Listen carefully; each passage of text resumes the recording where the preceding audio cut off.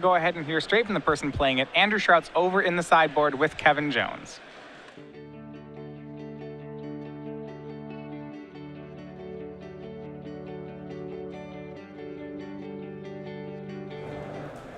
Hey guys, Andrew Shrout. I'm here in the sideboard with your Standard Open champion, Kevin Jones. Congratulations, Kevin. Thank you, sir. I've got a little bit more than a handshake for you. Pow.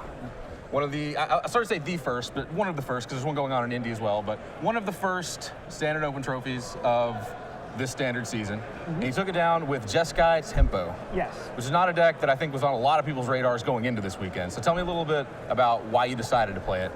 Well, I always like to play blue and white cards. Okay. I played Sphinx's Revelation Control for as long as I possibly could in Standard, and I thought that the blue-white red shard in the new set was well positioned, but it was a very aggressive deck. And the first thing I started to do was I built bug control, and I didn't like it. It didn't seem proactive enough. It was like a bad block deck trying to port it into a good block deck that became a bad standard deck, etc.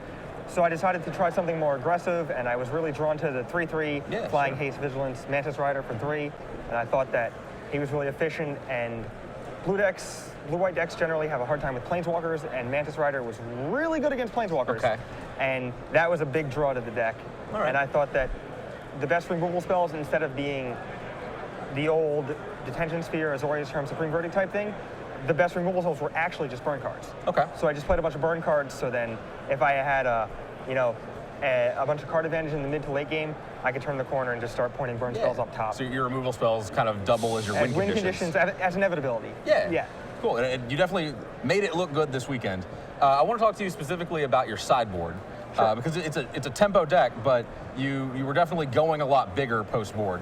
Yeah, for sure. So I noticed that while the Rabblemaster and the Seeker of the Way, which were the other two cards I played that weren't Mantis Rider, the other 7 creature slots in my deck, I realized that while they were very good in game ones and very good in a vacuum, they got much worse post-board when people boarded in things like Magma Spray, things like Anger of the Gods, small, efficient removal spells, or when their deck was naturally good against those cards, like some of the Monsters decks, or like the Green Devotion decks that just played a bunch of 2/4s and 0/3s and things that made your cards quickly outclass.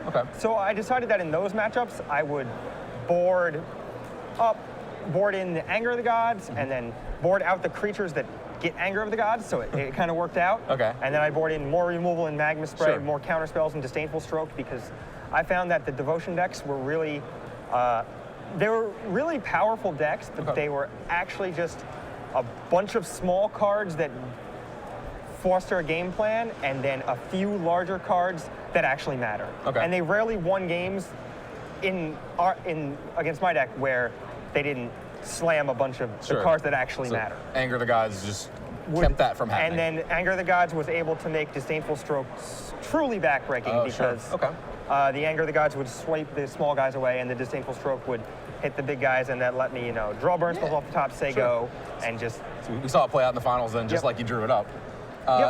Speaking of what we saw in the finals, you had a one of Narset Enlightened Master in your sideboard.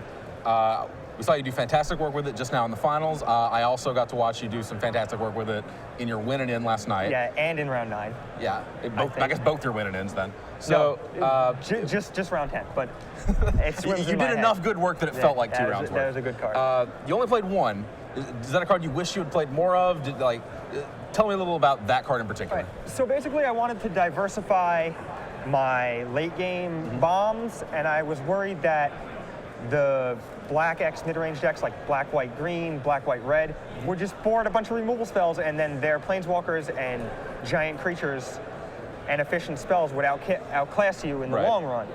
And so to avoid that happening, I wanted to board in a bunch of counterspells and a bunch of huge bombs. And I went so far as to play a 25th land in my sideboard, which was probably wrong, but I was super dedicated to it. I thought about it a lot, and I thought it was better than a random removal spell like a Deicide or whatever. But Narset specifically was the best. It was the best hammer, so to speak. For control decks, it was the best hammer. For the junk decks, because they had no way to kill it.